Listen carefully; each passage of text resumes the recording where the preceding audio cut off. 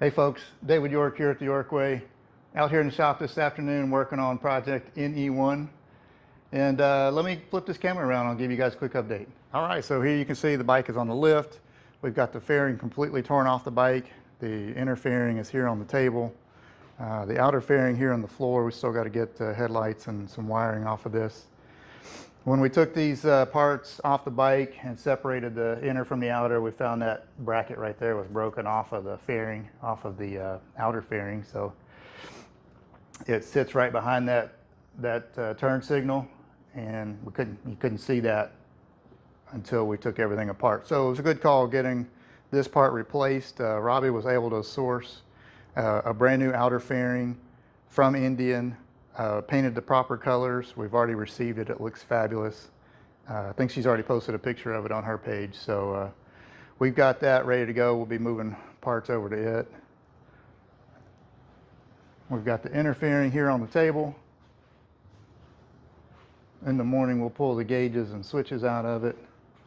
And we've still got this part that's got to get over to the painter to get repaired and painted. Dale Taylor over at Taylor's Colors is going to do the paint repair work for us. He's local here in Middle Tennessee over in Eagleville.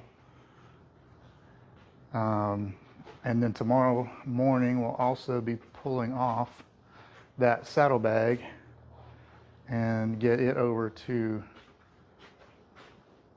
Taylor's Colors at the same time as the inner fender. We'll drop them all off and have Dale repair this, repair all of this, and repaint it, and it'll come back looking awesome.